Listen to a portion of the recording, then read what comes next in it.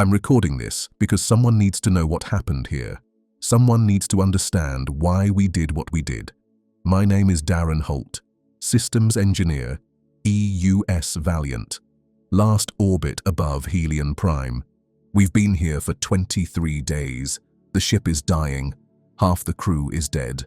The other half wishes they were. But we keep working, keep repairing, keep watching the sensors for enemy contacts, because that's what soldiers do. That's what we were trained for. The war with the Archaeth started 4 years ago.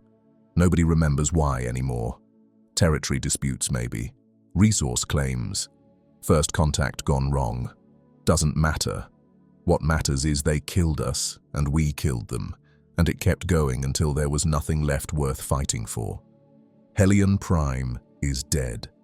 Raketh glassed it 2 months back. 8 million people lived here. Now it's just radiation and ash. We were supposed to defend it, supposed to hold the line. We failed. The planet burned while we watched from orbit, too damaged to help, too stubborn to run. The Valiant took a plasma lance through her port side during the battle, killed most of engineering, killed Captain Torres, killed everyone on the bridge except Lieutenant Sarah Kane, and she died 3 days later from radiation exposure. Now it's just me and 6 others. Engineer Holt in command because I'm the senior surviving officer, because someone has to make decisions. I hate making decisions. The ship runs on auxiliary power. Life support is failing section by section. We've sealed off everything except the command deck and 1 crew quarters. 7 people living in 2 rooms, breathing recycled air that tastes like metal and fear. We take turns on the watch, monitoring sensors, listening to static, waiting for orders that never come. Communications are dead, have been since the battle. We can receive fragments of transmissions but can't send anything coherent, just noise, just echoes. So we listen and we wait and we tell ourselves, fleet will come, command will send reinforcements, someone will remember we're here, but they won't. I know they won't. We're forgotten. Just another casualty in a war that's eaten everything. The others are Corporal Maya Chen, weapons technician, Private Jace Okoye, medical, Specialist Rick Thorne, sensors, Ensign Lyra Vasquez, navigation, Petty Officer Dev Singh, maintenance, and Crewman First Class Sarah Kim, who doesn't talk anymore, hasn't said a word in 11 days, just stares at the bulkhead and breathes. We've become ghosts, haunting our own ship, going through motions because stopping means accepting we're already dead. The Archaeth are still out there. We see their ships sometimes, distant signatures on our damaged sensors. They don't come close, don't engage. Maybe they think we're already finished. Maybe they're waiting for us to die on our own. That's what I would do. Why waste ammunition on a crippled ship that can't fight back? But we have 1 missile left. 1 Archer-class kinetic warhead in Tube 7. It's been there since the battle, loaded and armed and waiting. Maya checks it every day. Make sure the targeting systems still work. Make sure it's ready. For what I don't know, but having that missile makes us feel less helpless, makes us feel like we still matter. That's important. Mattering. Purpose. Without it, what's left? Day 24. Rick picks up something on sensors. Transmission in Archaeth frequency bands. Not tactical, not military, something else. He patches it through to the command deck, and we listen. It sounds like singing. Low tones that pulse and resonate. Their language doesn't translate well through our systems. Just frequencies and harmonics that make the air feel heavy. Maya says it sounds like mourning. Jace says it sounds like a threat. We argue about it for an hour until I tell everyone to shut up and get back to work. But I keep thinking about it, about what mourning sounds like to aliens, about whether they grieve their dead the way we do, about whether it matters. The transmission repeats every 6 hours. Same pattern, same tones. Rick tracks the source. It's coming from a deeper in system. Multiple sources, dozens of them, broadcasting constantly. We don't know what it means, but it makes everyone nervous. Makes us check the weapons more often. Makes us sleep less. Day 27, the transmissions get louder, closer. Rick says there's movement in the outer system, ships, multiple contacts, Raketh signatures, moving slow.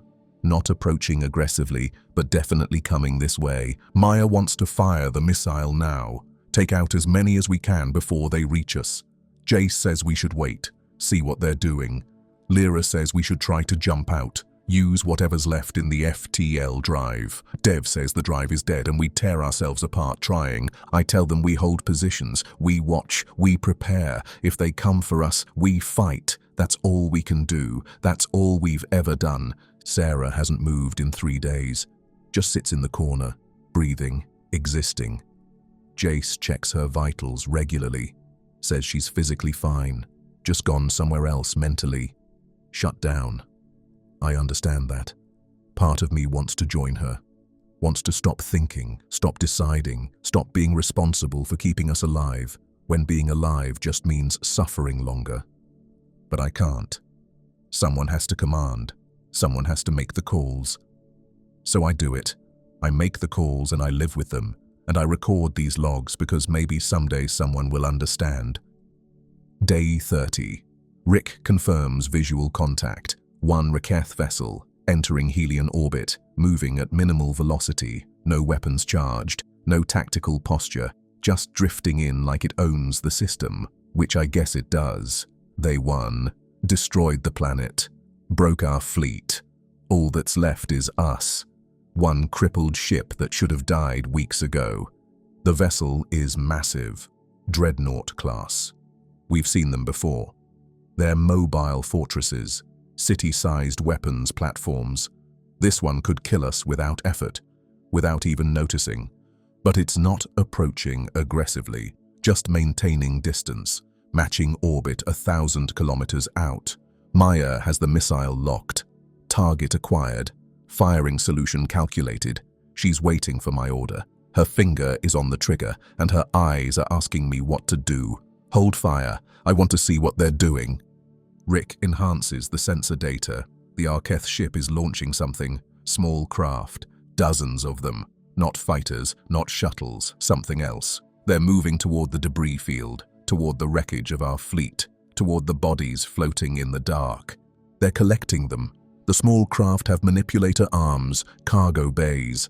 They're gathering bodies, human and Raketh both, pulling them from the wreckage, taking them aboard. It's a burial detail. They're recovering their dead.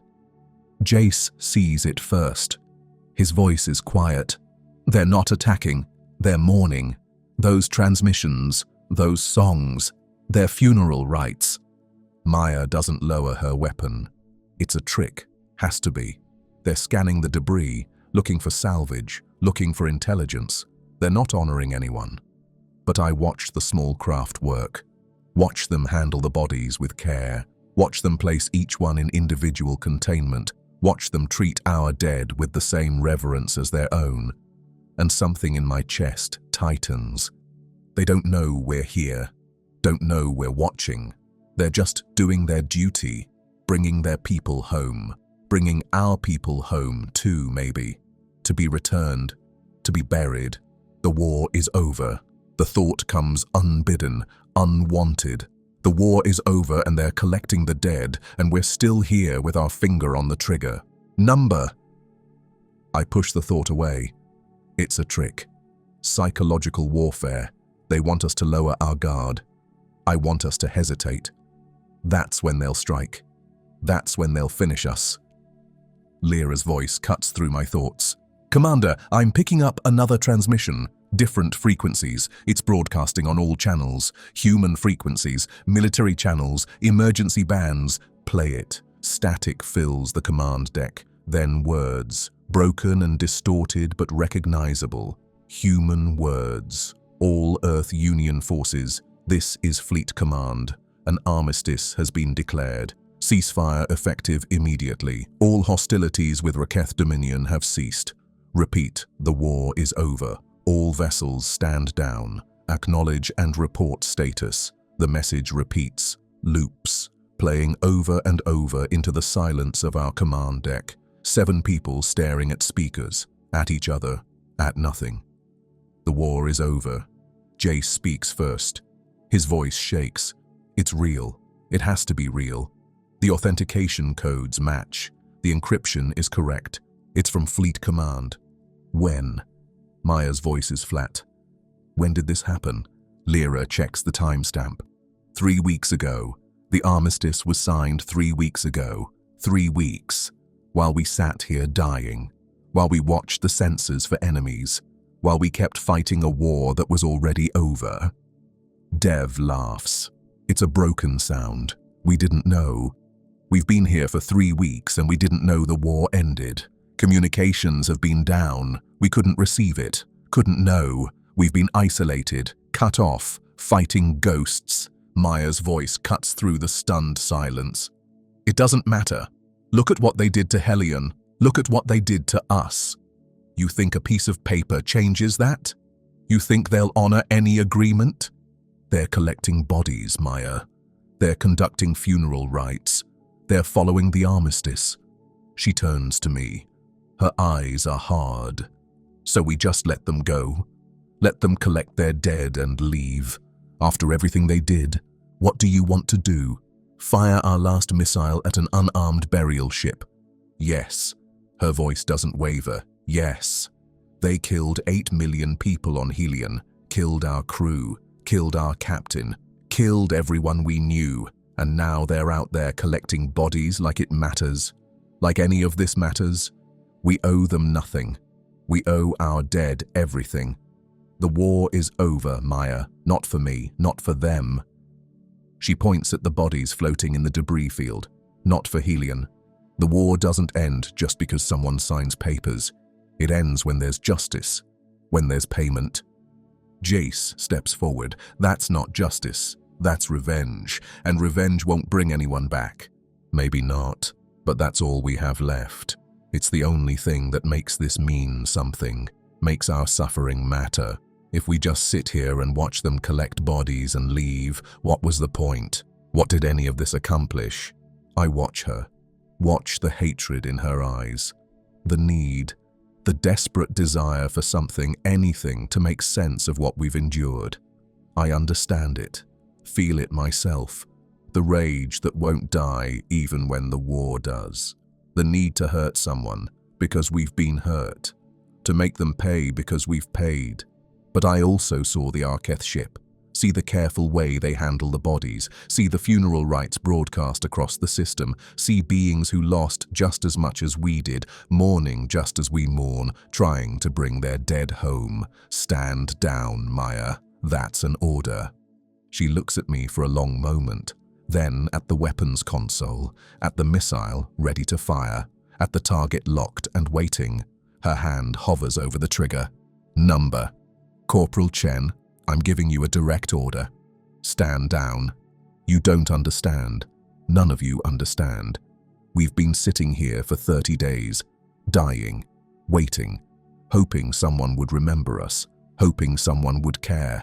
And now we find out the war ended 3 weeks ago and nobody told us. Nobody came for us. We've been forgotten, abandoned, left to die in orbit over a dead planet. Her voice breaks. Captain Torres is dead. Sarah is dead. Everyone we served with is dead. And those things out there, those aliens collecting bodies like it means something, they're the reason. They killed them, killed all of them, and you want me to just let them go. I want you to honor the armistice. I want you to remember we're soldiers, not murderers. She laughs. It's a terrible sound. Soldiers. We're not soldiers anymore. We're ghosts. Dead people who haven't figured it out yet. And if we're already dead, what does it matter what we do? It matters because we're still human. Because even if no one remembers us, even if we die here, we get to choose who we are in the end. Maya stares at me. Her hand is still on the firing control. The missile is still locked. The Arketh ship is still out there, vulnerable, unaware. One shot. That's all it would take. One decision. And I realize I'm not sure what I want her to do. Part of me knows she's wrong. knows that firing would be murder, would be violating the armistice, would be everything we fought against. The Arketh aren't attacking, aren't threatening. They're mourning their dead. They're following the peace. But another part of me, the part that's been sitting in this dying ship for 30 days, the part that watched Helion burn, the part that's been forgotten and abandoned and left to die, that part wants her to fire.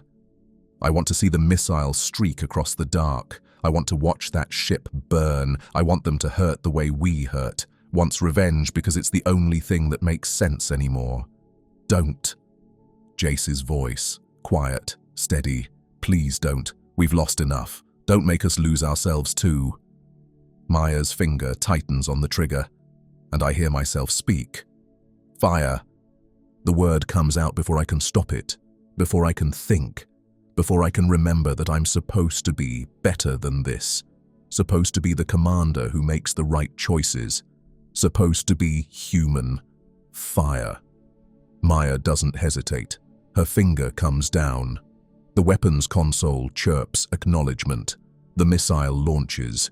Tube 7 clears.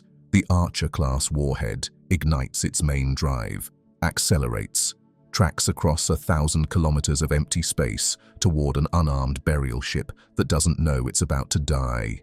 It takes 18 seconds. We watch on sensors, watch the missile close, watch it arm, watch it strike. The Arketh ship doesn't even try to evade, doesn't deploy countermeasures, doesn't return fire, just sit there, collecting bodies, mourning its death, until the missile hits and everything becomes light. The explosion is brilliant. Kinetic impact followed by secondary detonations. The Arketh ship breaks apart. Hull breaches, atmosphere venting, small craft caught in the blast, incinerated, bodies tumbling back into the dark.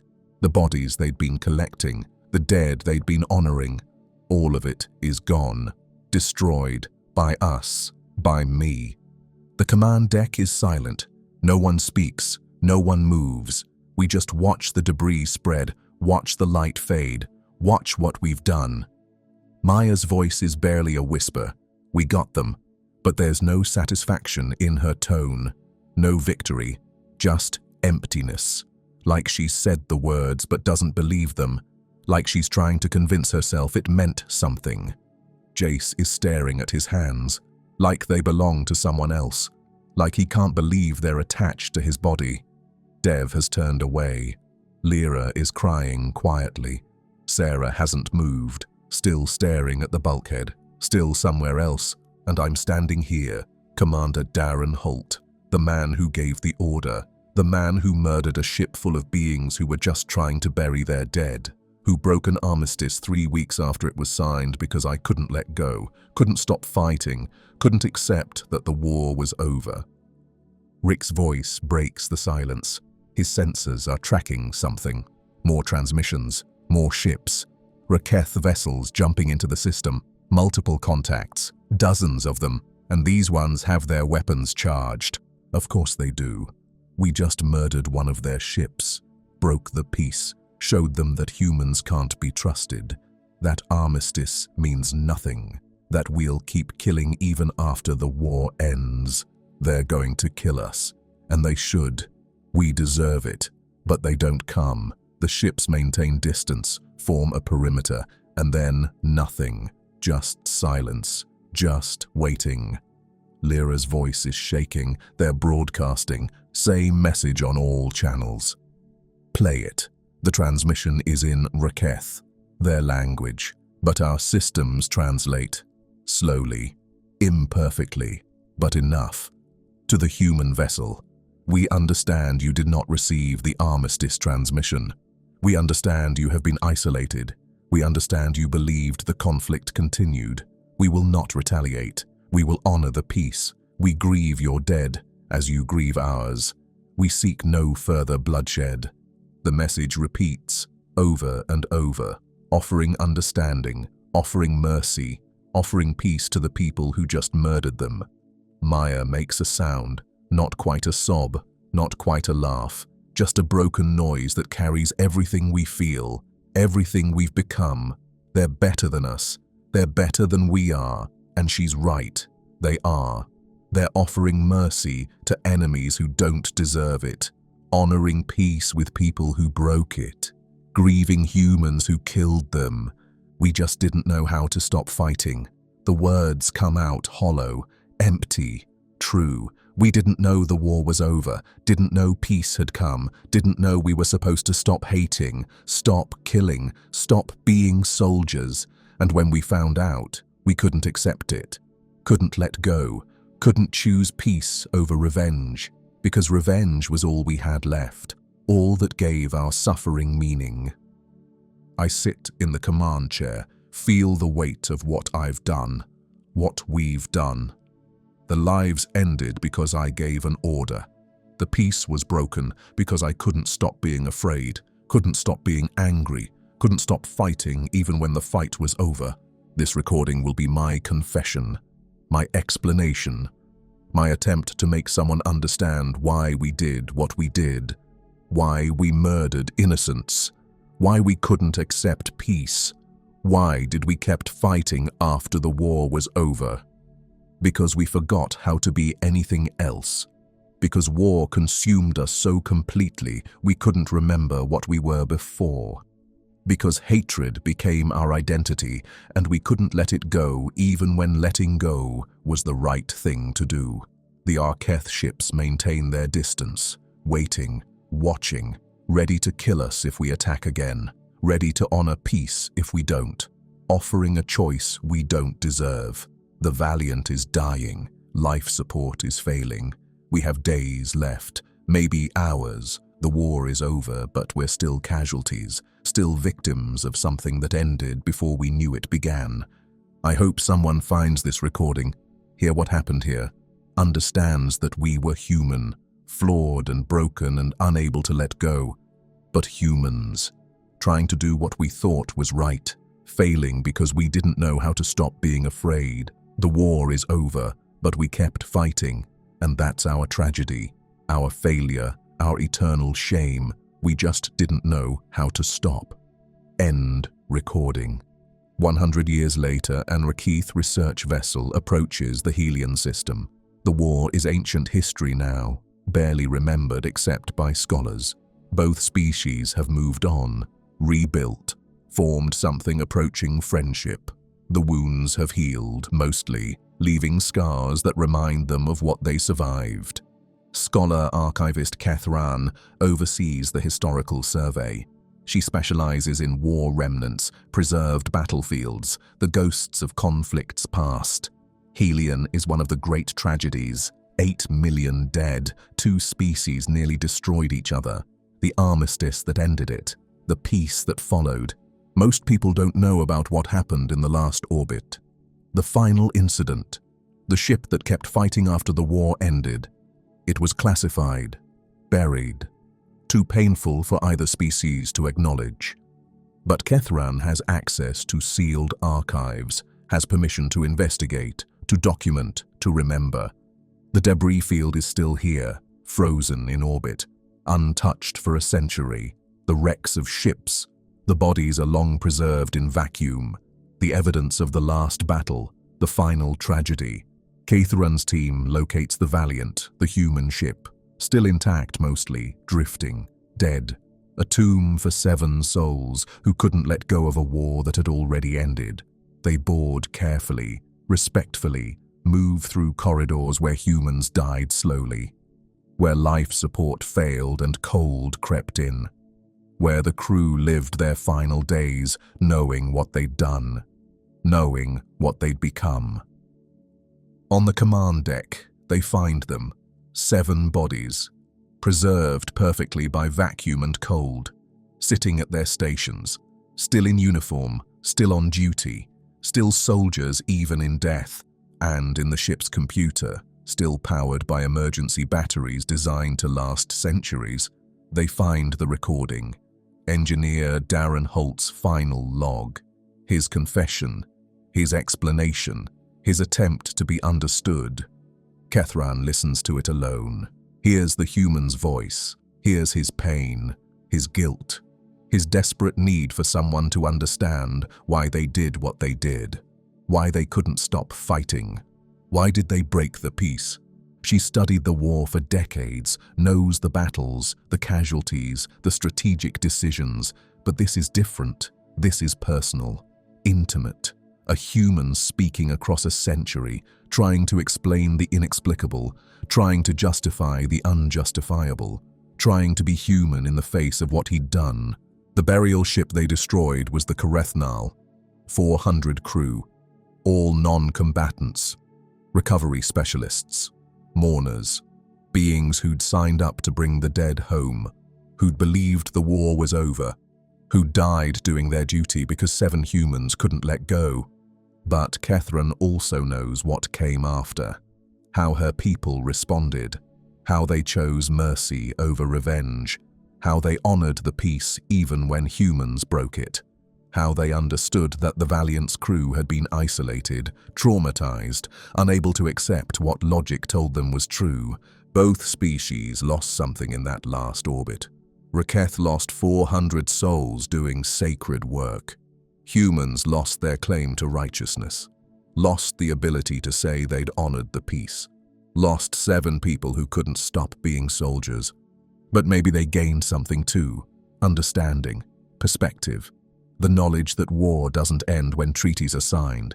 It ends when the soldiers can finally put down their weapons, and sometimes some soldiers can't. Sometimes the war lives in them until they die. Sometimes peace comes too late for the people who fought. Kethran compiles her report, recommends the Valiant be preserved, designated as a memorial, a reminder of what war does to people, how it changes them, how it makes them unable to stop fighting even when fighting is wrong, even when fighting is murder.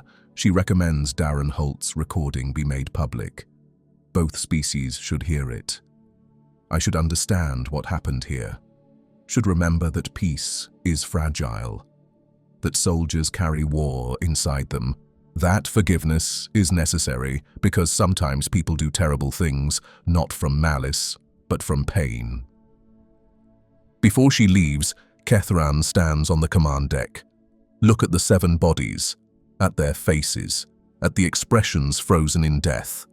Some show regret, some show defiance, some show nothing but exhaustion. She speaks to them in her language, her people's blessing for the dead, then in theirs, in English, translated imperfectly but meant sincerely. You did terrible things, broke the peace, murdered the innocent, but I understand why. War broke you before you broke the peace. You were victims before you became perpetrators. You deserve condemnation for what you did, and you deserve compassion for what you endured. She pauses. Think about the years of conflict, the millions dead, the world burned, the hatred that consumed 2 species, the peace that finally came. Too late for these 7, too late for so many. May you find the peace in death you couldn't find in life. May your sacrifice, terrible as it was, remind us all of war's true cost. May we remember you not as heroes or villains, but as cautionary tales, as reminders that sometimes the hardest battle is the one to stop fighting. She returns to her ship, files her report, recommends preservation, recommends remembrance, recommends that both species learn from this tragedy, that they understand war doesn't end with treaties. It ends when the soldiers can finally let go, can finally stop fighting, can finally choose peace over revenge. Sometimes that choice comes too late. Sometimes the soldiers die still fighting, still unable to let go, still trapped in a war that ended without them. The Valiant becomes a memorial, preserved in orbit above Helion, a reminder, a warning, a testament to the cost of war and the difficulty of peace. Both species visit it, study it, mourn it, and Darren Holt's voice echoes across the years, his confession, his explanation, his final words, speaking to generations who will never know the war he fought, who will never understand the hatred that consumed him, who will judge him for what he did without understanding why he did it. But maybe that's enough. Maybe being remembered, even as a cautionary tale, matters. Maybe his voice reaching across a century matters. Maybe his honesty about what war does to people matters. Or maybe it doesn't. Maybe nothing can justify what they did. Maybe understanding doesn't equal forgiveness. Maybe some acts are too terrible to be redeemed by context or explanation or honest confession. But they're remembered, 7 humans who couldn't stop fighting, who broke the peace, who murdered innocents, who represents everything war does to people, how it breaks them, how it makes them unable to be anything except soldiers, how it lives in them until they die. The scholars debate their legacy. The public forms opinions. The historians analyze their actions. But the valiant just drifts, silent, eternal, a tomb and a memorial and a warning all at once. And in the cold dark of space, preserved for eternity, Darren Holt's voice still speaks, still confesses, still tries to explain what cannot be explained, still seeks understanding for what cannot be understood, still human, still broken, still unable to let go. They fought until the silence learned their names, until the war ended without them, until peace came too late to save them from themselves, until they became what they fought against, until they lost everything including their humanity. And now they drift, forever. Witnesses to their own failure, evidence of war's truest cost, not the millions who died in battle, but the survivors who couldn't stop fighting, who carried war inside them until it killed them, who couldn't accept peace even when peace was real. They fought after the war was over, and that's their story, their tragedy, their eternal lesson, that some wounds never heal, some soldiers never come home, some wars never end, not even when they should.